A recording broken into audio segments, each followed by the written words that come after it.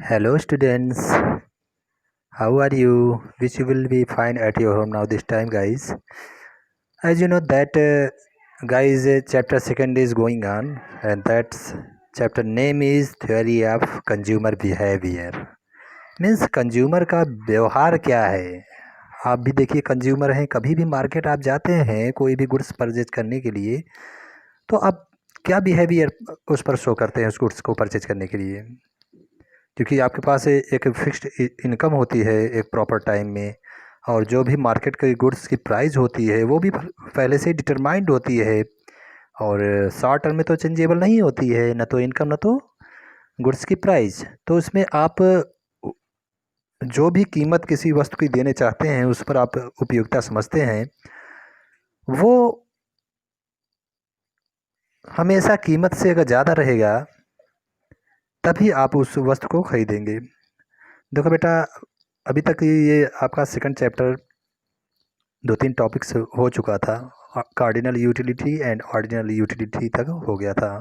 उसके बाद डिमांड कर कैसे डिराइव होता है इस पर भी डिस्कशन हो रहा था। तो मोस्टली कह सकते हैं कि ये मोनोटोनिक प्रेफरेंस तक हम लोग पहुँचे थे। फिर भी क्योंकि ये आपका टीचिंग का ट्रेंड बदल गया ना, एजू ट्रेंड ऐप से अब आपकी पढ़ाई हो रही है, तो एक मेथड से चेंज करके दूसरे मेथड के थ्रू अगर पढ़ाया जाता है तो आपको पढ़ने में थोड़ा डिफ़िकल्टीज फेस करना होता है। इसलिए मैं सोच रहा हूँ कि 1-2 दिन भले ही मैं इस चैप्टर को शुरू किया हूँ, आपको पढ़ने में या समझने में डिफ़िकल्टीज न फेस हो, इसलिए चैप्टर सेकंड को फिर से रिवाइज करा रहा हूँ। तो अच्छी तरह से आपको एक अपॉर्चुनिटी है और बहुत इसेंशियल और बहुत इम्पॉर्टेंट टॉपिक है, यानी चैप्टर सेकंड के जितने भी टॉपिक्स हैं समझ लीजिए माइक्रो इकोनॉमिक्स के पूरे हर्ट हैं। इसलिए आप समझ लीजिए मैंने इसको हर्ट कह दिया तो आप समझ लीजिए कि कितना ये महत्वपूर्ण बन जाता है माइक्रो इकोनॉमिक्स के पार्ट का। तो इसको बहुत मन लगा के पढ़िए और पूरा टोटली आप देखिए तो डिमांड साइड का ये बहुत ही बेसिक ये एनालिसिस है। इस पर पूरा कॉन्सेप्ट क्लियर रखेंगे तो आपको 1-2 क्वेश्चन तो यहाँ से बनेगा ही बनेगा। इस चैप्टर से 1-2 क्वेश्चन 100% है बनने की संभावना है।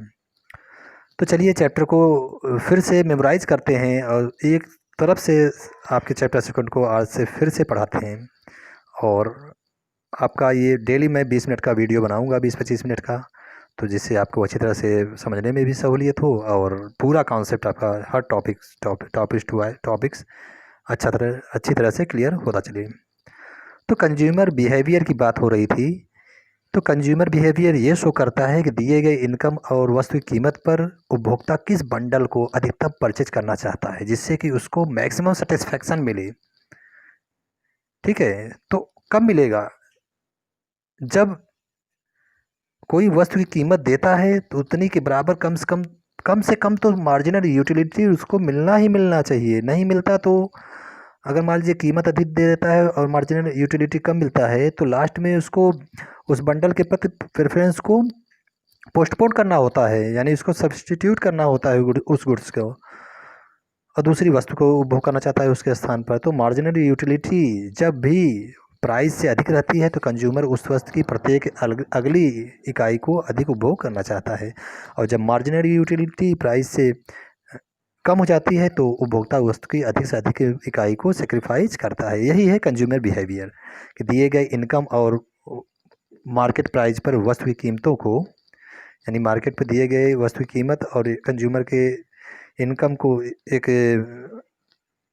टाइम पॉइंट पर कांस्टेंट रहते हुए कंज्यूमर किस बंडल पर अपनी ज़्यादा प्रेफरेंस यानी अपना चॉइस शो करता है जिससे कि उसे अधिक मैक्सिमम सेटिस्फैक्शन मिल सके। यही है। तो इसमें देखिए जब भी कोई भी वस्तु की इकाई हम कंज्यूम करते हैं बेटा तो या करना चाहते हैं तो उसमें हम उपयोगिता उसको देखते हैं कि हमारे लिए बहुत उपयोगी है, तो उसके प्रति हम अपना प्रेफरेंस शो करते हैं। तो ये आपका जो प्रेफरेंस शो करता है कि ये वस्तु में बहुत उपयोगी लग रही है हमारे जीवन के लिए, तो हम दिए गए इनकम और प्राइस पर उसको परचेज करते हैं और मैक्सिमम बंडल उसको कंज्यूम करना चाहते हैं, जिससे कि अपनी कीमत दिए गए कीमत से अधिकतम मार्जिनल यूटिलिटी यानी टोटल यूटिलिटी प्राप्त कर सकें। तो देखो, उपभोक्ता कोई भी वस्तु की डिमांड करता है तो 4 फैक्टरों के द्वारा वो प्रभावित होती है वस्तु की मांग। Demand has the affected by the 4 factor. First is related goods price. मान लीजिए डिमांड किसी यक्स वस्तु की हो रही है तो यक्स वस्तु की कीमत प्रभावित करती है उस वस्तु की मांग को। अदर रिलेटेड गुड्स यानी कोई सब्सटीट्यूट गुड्स है यानी कॉम्प्लीमेंट गुड्स है तो उसके भी प्राइस से आपका जो यक्स है वो भी प्रभावित हुआ करता है। उसके बाद कंज्यूमर इनकम पर और टेस्ट पर, तो एक इसको इक्वेशन के रूप में लिख सकते हैं। Demand of X equal to function of related goods price यानी P X comma other goods price यानी अदर गुड्स की price P Y consumer income and taste P X comma P Y comma Y A comma and T A taste and preference. ये आपका demand था। Demand 4 कारकों के द्वारा affected होता है। बट कुछ यहाँ प्रिलिमिनरी नोशंस एंड अजम्पशन लिया गया है, यानी स्टार्टिंग में कुछ धारणाएं और मान्यताएं हमको मान लेनी पड़ती है, क्योंकि देखिए बेटा कंज्यूमर की अनलिमिटेड गुड्स की रिक्वायरमेंट होती है कंज्यूम करने की ना, तो अनलिमिटेड शो कर नहीं सकते हम, पूरा कैलकुलेशन उसको भी नहीं कर सकते, इसलिए मान लेते हैं कि 2 ही गुड्स पर अपना वो पूरा प्रेफरेंस शो करता है। तो 2 गुड्स मान लीजिए बनाना मैंगोज है और उस पर अपना कंज्यूमर पूरा प्रेफरेंस शो कर रहा है, तो उसके प्रति क्या करेगा, तो वह दिए गए इनकम और मार्केट प्राइस पर मैक्सिमम बंडल को परचेज करना चाहेगा ना। तो ऐसे मान लेते हैं कि x1 जो है बनाना की क्वांटिटी है, x2 मैंगोज की है, तो मैक्सिमम बंडल वो परचेज करेगा और वहाँ पर मैक्सिमम सेटिस्फेक्शन प्राप्त करेगा। तो 2 तरह की मैक्सिमम बंडल को परचेज कर सकता है। हो सकता है कि बनाना की कम मात्रा परचेज करना चाहे, कंज्यूम करना चाहे, और मैंगो को अधिक, या हो सकता है कि मैंगो की कम और बनाना की अधिक, लेकिन करेगा तो मैक्सिमम बंडल को ही परचेज। तो 2 गुड्स लेने पर हम लोग अच्छी तरह से इस पर अपना कॉन्सेप्ट क्लियर कर सकते हैं। यूटिलिटी का डिस्कशन हो चुका था, फिर भी मैं आपको बताता हूँ। किसी वस्तु में व्यक्ति को जो उपयोगिता दिखती है, यानी उसमें समझ में आता है कि इस वस्तु के उपभोग करने से हमें ज़्यादा यानी ये उपयोगी वस्तु है, इसको उपभोग कंज्यूम करेंगे तो इससे हमें मैक्सिमम सेटिस्फेक्शन प्राप्त होगा। तो utility is nothing but only want satisfying capacity. Utility आपका जो भी आवश्यकताओं की को संतुष्टि करने की क्षमता है। हमारी आवश्यकताएं हैं कि हम लग्जरियस लाइफ जिए, तो हमें अच्छे 4 व्हीलर की रिक्वायरमेंट होती है भाई, अच्छे हमें जीवन यापन करने के लिए एसी कूलर क्या क्या बहुत चीज़ों की आवश्यकता है बेटा। तो इसमें क्या होता है, क्योंकि हम उसमें देखते हैं कि इसमें हमें जो भी हमारी सुख सुविधाओं की वस्तुएं हैं उसमें हमें सेटिस्फेक्शन ज़्यादा मिलेगा, तो इसको संतुष्टि को प्राप्त करने के लिए हम उस वस्तु को कंज्यूम करते हैं। तो हमारी जो अंदर से आकांक्षा इच्छा है वस्तु के उपभोग करने का, उसको सेटिस्फेक्शन फुलफिल होता है। तो यूटिलिटी आपका वांट सेटिस्फाइंग कैपेसिटी को शो करता है, यही यूटिलिटी है। और जो यूटिलिटी है, जब किसी वस्तु में अधिक दिखती है तो उपभोक्ता उस वस्तु की अधिक से अधिक मात्रा प्राप्त करके टोटल यूटिलिटी अधिक प्राप्त करना चाहता है। तो यूटिलिटी आपका एक ऑब्जेक्टिव सेंस नहीं है, ऑब्जेक्टिव मीन्स नहीं है, बल्कि ये सब्जेक्टिव मीन्स है, यानी ये व्यक्तिपरक पर है, व्यक्तियों की इच्छा पे है, उसके उपभोग पे है, उसके वांट पे डिपेंड करता है। तो different individual can get different level of utility. किसी वस्तु में किसी व्यक्ति की अधिक यूटिलिटी झलकती है तो किसी व्यक्ति को अन्य वस्तुओं में यूटिलिटी अधिक हुआ करती है। तो एग्जाम्पल के रूप में आप देख लीजिए, चॉकलेट किसी के बच्चे के लिए अधिक अगर उसको उसमें यूटिलिटी दिखता है, और बड़े पर्सन के लिए चॉकलेट के लिए उसमें यूटिलिटी नहीं होता है, इसलिए बच्चा अधिक से अधिक भोजन के स्थान पर चॉकलेट को वही खाना पसंद करता है ना, और उसको उसी में यूटिलिटी बेटा झलकता है। बट अगर देखिए तो कोई अगर एजेड हो गया आदमी या एल्डर हो गया तो क्या करेगा, वो सोचता है कि गुड न्यूट्रिएंट्स के फूड को ही कंज्यूम करें जिससे कि उसका हेल्थ इंप्रूवमेंट हो। चॉकलेट खाने से बहुत कुछ इम्प्रूवमेंट होने वाला नहीं है, दांत ही खराब होगा और इसमें ज़्यादा न्यूट्रिएंट्स नहीं है बेटा, और ये आपको हेल्थ को डिक्रीज करता है। इसलिए पर पर्सन को डिफर डिफर गुड्स में डिफर डिफर यूटिलिटी शो करती है।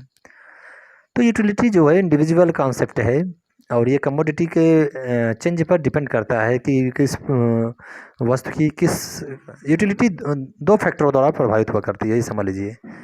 Utility is affected by two factors, place and time. मान लीजिए एक हीटर का यहाँ एग्जांपल लेते हैं, उसकी यूटिलिटी देखते हैं कि कैसे प्लेस और टाइम पर ये डिफर डिफर हो जाया करती है। तो हीटर मान लेते हैं कि लद्दाख में बहुत यूजफुल है क्योंकि वहाँ ठंडक है, लद्दाख एक ठंड और बहुत ऊंचाई वाला रेगिस्तान है, तो वहाँ पर हीटर से, रूम हीटर से आपका रूम जो है हीट हो जाता है। बट अगर बात करें चेन्नई में यानी मद्रास में, जहाँ पर टेम्परेचर अधिक होता है, वहाँ पर हीटर की वैल्यू कम होती है, यानी कि उसकी यूटिलिटी वहाँ कम हो जाया करती है लद्दाख की तुलना में। ये तो आपका प्लेस का है।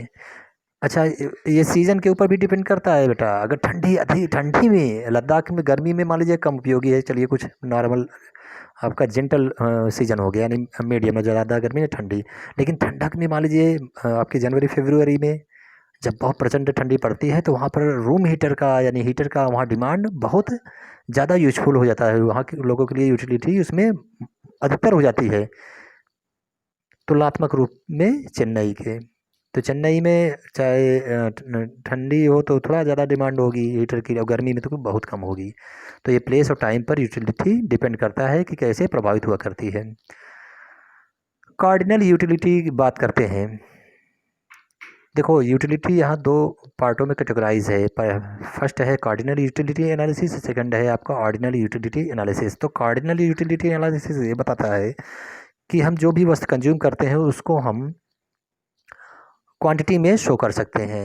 तो ये यूटिलिटी एनालिसिस देने का श्रेय प्रोफेसर मार्शल को जाता है बेटा, जिन्होंने बताया कि अगर उपभोक्ता कोई वस्तु को कंज्यूम करता है तो उससे मिलने वाली जो उपयोगिता है, मार्जिनल यूटिलिटी है, भले ही वो पर इकाई अगर उत्तरोत्तर कंज्यूम करते हैं डिक्रीज हो जाती है, उस पर law of diminishing marginal utility rule लागू होता है, तो कोई बात नहीं। लेकिन जो भी यूटिलिटी है उसको हम नंबर में शो कर सकते हैं। भिन्न भिन्न वस्तुओं से प्राप्त होने वाली यूटिलिटी को हम एडिशन करके ऐड करके टोटल यूटिलिटी प्राप्त करते हैं, और उससे मिलने वाली जो टोटल यूटिलिटी है उसको हम नंबरिंग में काउंट कर सकते हैं, ये है। तो इसको समझने के लिए कि कार्डिनल यूटिलिटी क्या है, हमें पहले टोटल यूटिलिटी और मार्जिनल यूटिलिटी को जानना होता है। तो total utility is nothing but only the addition of total marginal utility.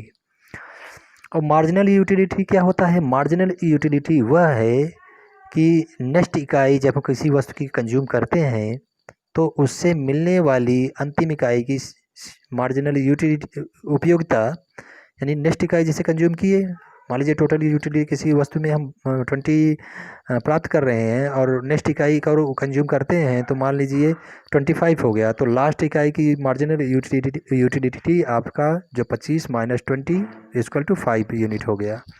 तो अंतिम इकाई के उपभोग से मिलने वाली उपयोगिता ही मार्जिनल यूटिलिटी हुआ करती है। इसको देख लीजिए, समझ लीजिएगा।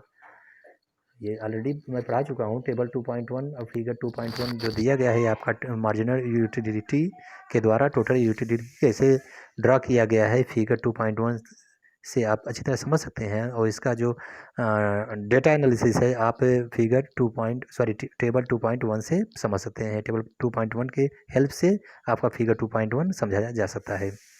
तो जैसे जैसे किसी वस्तु की इकाई उपभोग करते हैं उससे मिलने वाली सीमांत उपयोगिता घटती जाती है, और सीमांत उपयोगिता जब घटती है तो सीमांत उपयोगिता की प्रत्येक इकाई का एडिशन ही टोटल यूटिलिटी होता है। तो यह घटती दर से बढ़ता है, और जब मार्जिनल यूटिलिटी जीरो हो जाया करती है तो टोटल यूटिलिटी वहाँ तक मैक्सिमम होता है, फिर घटने लगती है। तो टोटल यूटिलिटी इसलिए घटती दर से बढ़ता है क्योंकि सीमांत उपयोगिता प्रत्येक इकाई नेक्स्ट इकाई उपभोग करने से घटती जाती है। तो यही law of diminishing marginal utility है। तो मैक्सिमम टोटल यूटिलिटी वहाँ होता है जहाँ पर सीमांत उपयोगिता जीरो हो जाया करती है।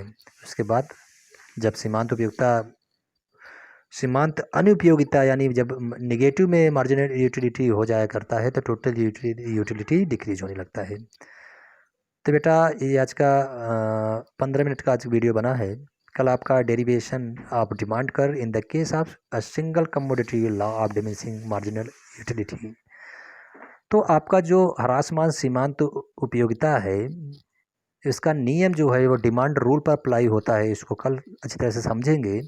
और demand is the function of price कैसे होता है, इसको समझें कि लॉ ऑफ डिमांड रूल कैसे अप्लाई होता है। डिमांड अलग चीज़ है, डिमांड रूल अलग चीज़ है। इसको कल अच्छी तरह से आपको समझाएंगे डिमांड क्या होती है, डिमांड रूल क्या होता है। बाकी उसके आगे डिराइव करेंगे जो फिगर 2.2 है, आपको अच्छी तरह से इसमें समझाएंगे कैसे इसमें law of diminishing marginal utility apply होता है और डिमांड का लॉ कैसे इसमें इसी के थ्रू आता है। तो चलिए आज स्टार्टिंग का चैप्टर सेकंड का फिर से रिवाइज करा रहा हूँ आपको। आशा करता हूँ आपका जो ये वीडियो है यह आपको अच्छी तरह से समझ में आया होगा। जो भी कॉन्सेप्ट अगर आपको प्रॉब्लम करती है, क्रिएट करती नहीं समझ में आता है, तो मेरे व्हाट्सएप नंबर 9026327402 पर अवश्य कॉल करिए। पूरा 100% कॉन्सेप्ट को क्लियरिटी कर लीजिए। तो thank you for watching and listening this audio and video recording. Bye.